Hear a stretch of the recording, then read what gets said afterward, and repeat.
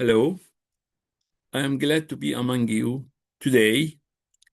Is the fifth ASCO-GOIS International Webinar. This is the last webinar in this series.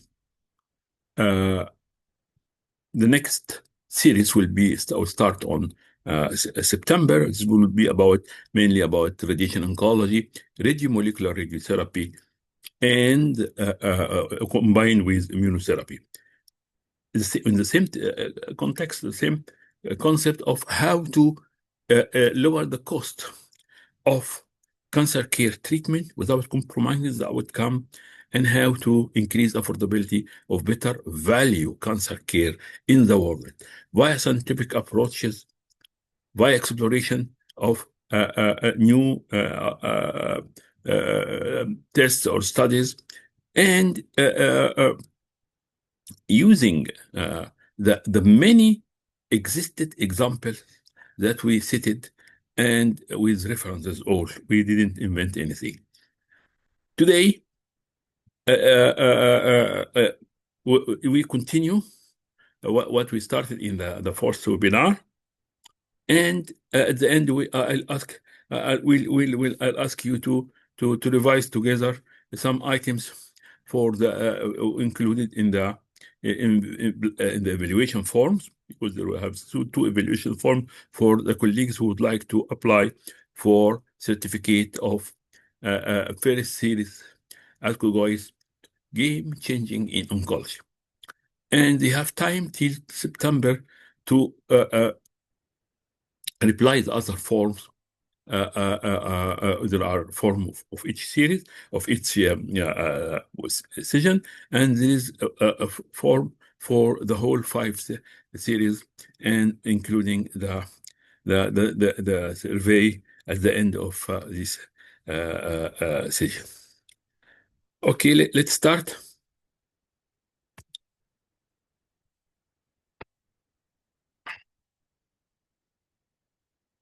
A big game changer in global oncology, 5th webinars, example of a scientific exploration of scientific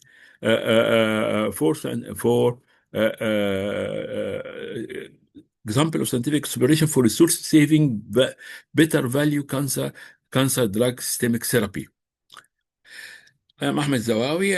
As you will introduce myself before, as you know me, we know each other. Most of us know each other now, but because for the new colleagues, and we ask you all to forward these messages, forward this program, forward this initiative to all your network and colleagues. Welcome all.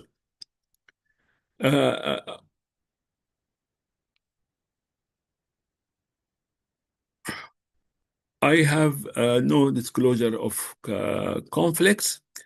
I don't take fees for my lecture or financial support from any. I am aligned only to what could be beneficial to millions of patients with cancer, regardless who they are or where they are. President of the whole series, as you know, we have the honor, the Professor Robinson as co-president to 2024-2025.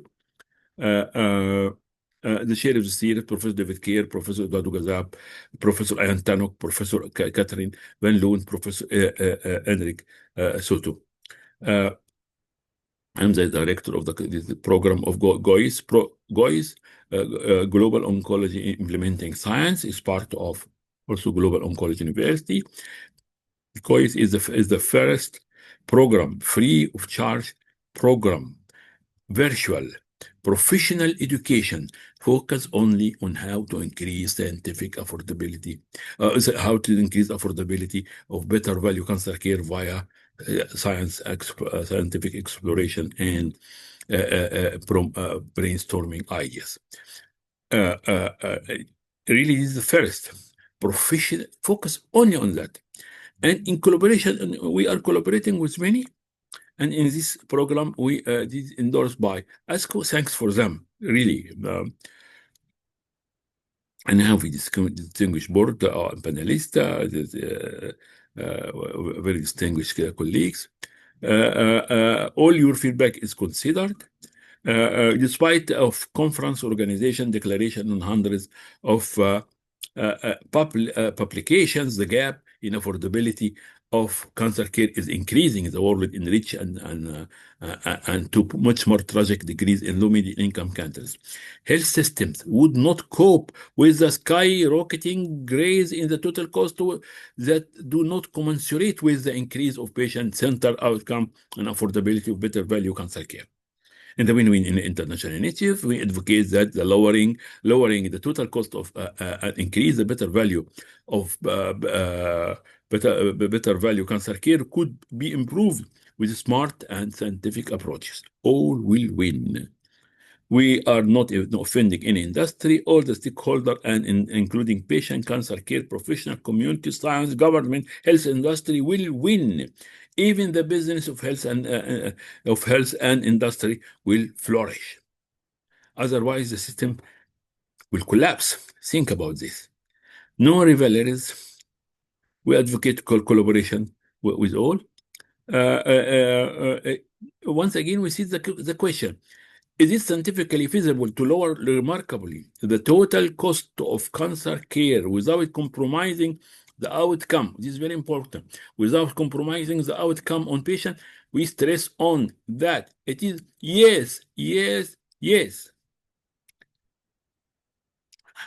This is the item of the fifth webinar. And above here in this slide, we link to outline to the fourth and fifth webinars, where you will find the link. The slides is available on demand for all who like.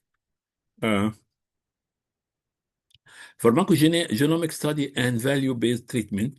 In fact, once again, not every exciting scientific finding can be translated into the same expected clinical value in short and the long-term clinical research and trials. It's not like that on reality.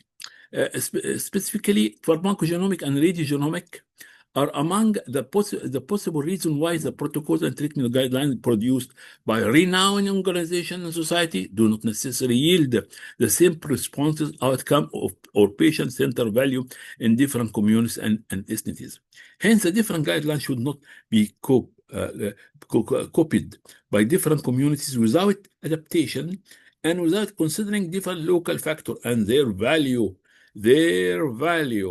in scientific and realistic ways. Most genetic studies only use white participants. These most genetic studies. Genetic and pharmacogenomic studies may lead to better customization treatment in order to achieve better outcomes. This would avoid waste of expensive treatments that yield smaller or insignificant response in different ethnicities and communities with different disease presentations. If treatment pathway point to another approach for lowering the cost, if treatment pathways point to two potential therapies that are largely equivalent in efficacy and toxicity, yet the two drugs are vary enormously in cost, pathway programs that consider the cost as a factor would ultimately point to the less expensive drug.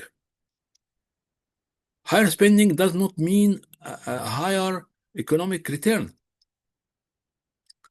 For example, real-world data from 2004 to 2015 in the United States, Japan achieved close to 7 times as much in return of health gain in dollars spent on the cancer drugs as the United States. So it is conducted in the United States and in Japan. But in Japan, as you see, achieved close to 7 times as much as return in the United States. Physicians should, wherever possible, adhere to pathways that are less likely to prescribe expensive and other supportive care drugs, which are no less costly in the absence of the strong evidence to validate their use. We don't say we don't do, but nobody has authorized to say this. But it is only in the absence of strong evidence to validate their use. A study in the USA shows that out of the chemotherapy patient in 10 major cancer diagnosis were and identified as dying in patient setting. 24% received chemotherapy within 14 days of death, and 51% received chemotherapy within 30 days of death. But frankly, it's a difficult decision. We, doctors, may ask themselves, we ask ourselves, whom am I to decide? While we are all remember the time honor saying of Hippocrates, first do no harm. Patients in general do not like to hear no cancer treatment. At the same time, there are many paradoxes here. No harm. Patient don't like something. Whom am I to decide? But we say that palliative and supportive care should be always considered along the way in combination of different lines of treatment. But value-based reduction in overall therapy. But let us think together about incentives that in the cost of overall therapy.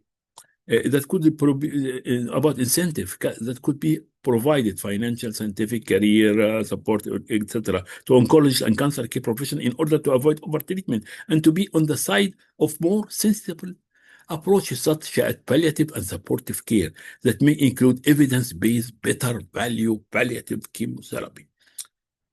Less toxic pathway. Unfortunately, it has been reported that 58% of potentially fatal adverse events are not listed in the initial USA FDA. You imagine this? Drug label, and 38% are not reported in any published randomized study, and this is the reference. You imagine this? Another reference here stated that the voice of patient is missing in drug safety reporting. There are interesting references here. One of the most common reasons that patients require hospitalization during treatment is adverse effect and complication used by the agent. Less toxic on pathway regime can result in fewer or less severe adverse reactions, therefore reducing the number of unplanned hospital visits and accordingly costs. Counterfeit medicine is worth, you imagine this, 200 billion US dollar and cause 1 million deaths annually in the world. This is the MIST global campaign fighting against counterfeit drugs.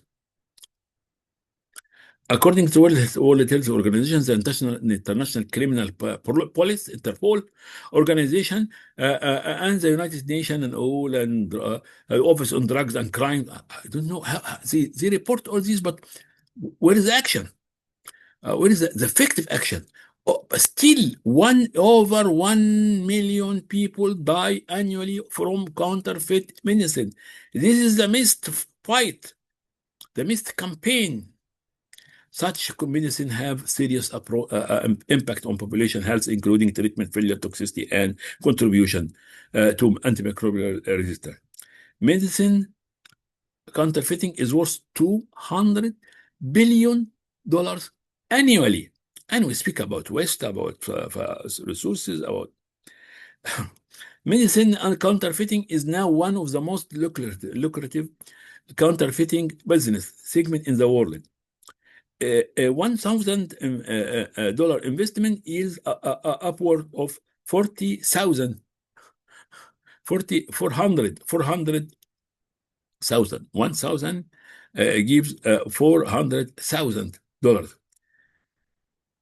The value volume ratio of fake medicine is higher than for many illegal drugs even. Are there proposed solutions? Yes, there are many. One of the proposed solutions is to develop a device that can rapidly determine the quality of the medicine. And we give example here. This is one of the example. Determined it's sort of a nanoscanner to enable rapid drug quality checking by drug regulators. And you have a link here to a presentation to my lecture in this part. Control of utilization of drug as primary strategy, and this repairing the system. And final notes. Here is the last points. We give here example of in USA case of rich country for control of utilization of drugs. For instance, in 2007, Medicare narrows the coverage of erythropoiesis-stimulating agents for cancer treatment, and the result that it was a save or it would reduce annual sales of the company from approximately 1 billion to 200 million only among Medicare patients. This is regulation. Control of the utilization of drug as primary strategy, continue. In the win-win, surely our goal is not at all against the sale of drugs per se or its price, but we are for saving the whole system and benefiting all dimension of cancer care in the world. Otherwise, it will collapse. The strategy of controlling utilization of drug by whatever mechanism in each country would assure a more reasonable and justified utilization of drug or services. The well-known widespread local corruption in many countries, which goes by many names, such as commissions, under many names, that commission, percentage, or reward of conference or dinner, some money for vacation, or reward by any kind. These abuse the resources of countries, or cash money in the low middle income countries even. An abuse of resources of countries and individuals, patients, and families without a cost-effective for a measured outcome for patients. This finally could lead to increasing difficulty in the market of those countries at the front of at the forefront of newer product or innovation in cancer diagnosis and treatment. Hence, in the win-win, we clearly support transparent, scientific, and value-based measures. However, their implementation and global success need all key players to coordinate in a global campaign that consider the condition in the real world. It needs a lot of intelligence, a lot of smart approaches, a lot of realism also, because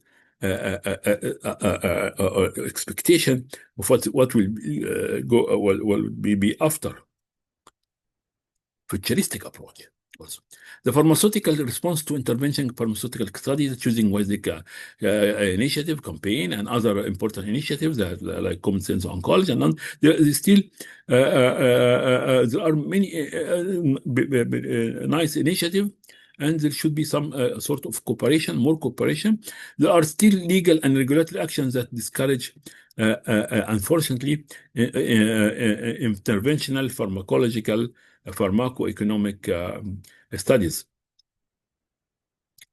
With the reduction, for example, we pose the question, do all of you or all readers and all stakeholders imagine that the leftover of cancer drugs in vials that go to waste cost around 3 billion annually in the United States?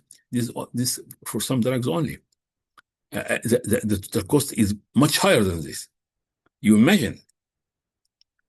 It is sad to see that what has been published by many authors of way and approach to reduce the waste and unjustified costs.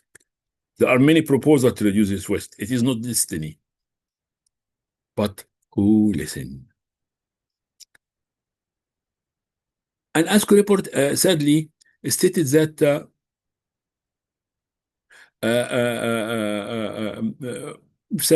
among nearly 40% of cancer patients in the United States, the first cause of fear of cancer is skyrocketing cost and their burden to them and family, hence the abundant science-based professional oncology care. It comes before the fear of death and pain in the United States, the fear of cost and bankruptcy and ruining the economy of the family. Hence, we can imagine how it will be aggravated how it will be aggravated in how less if in low middle less in less affluent countries in the forthcoming years. To be realistic in the real world, there is no doubt about the essential role of industry in creating process and innovation of cancer diagnosis and treatment. The win-win notion implies that all will gain, including manufacturers. But systems can't cope going forward like this for decades. Repairing the compensation system used for oncologists. Here we are realistic. As a first huge example, the States, but it is applied in different ways, and the same notion in all countries. It should be repaired in different parts of the world.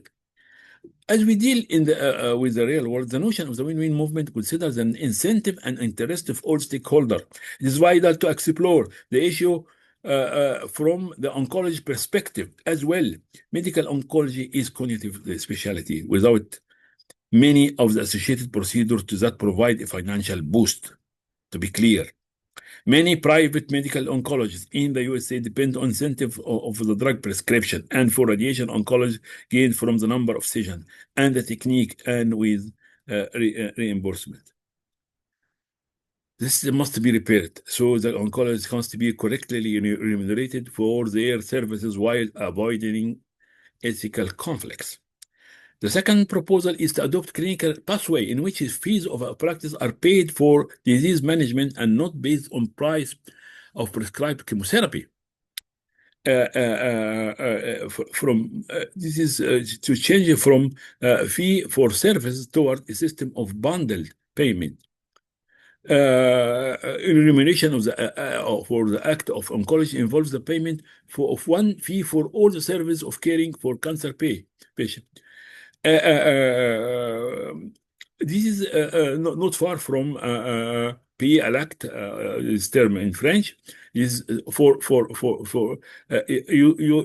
see a case of Hodgkin lymphoma, for example, you prescribe drug or not, you manage, but and you take a service as consultant, a senior consultant, or a resident, or whatever, for this case, with it needs science and need work and need everything, and not for what you prescribe. No benefit from what you prescribe. Even if you prescribe nothing until you say you are okay, go on, it's just follow up. This is act. This is medical act. So remuneration for the act of oncology. It may be an audacious idea or daring idea. However, innovative solution particularly need to be generated when we face a complicated problem with economic complexity. Think about this. There are many scientific examples of reduction of cost without sacrificing efficacy. We should advocate for more studies, professional educational program, and this is very important.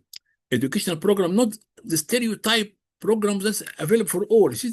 We need a lecture in a treatment of luminal A breast. These are many. You repeat. These are many in the internet, in university, institute, and everything. But it's needed. Burning need for professional education like this one, focus on that goal. How to increase affordability of better value cancer care, how you can manage, how you improve the care in your area via science. We recommend that to be trend in the real world in professional cancer education. What do you think? Final note, as we said in the introduction, in some part of our program, we emphasize that we don't claim that we present the whole wisdom or the final solutions for challenges.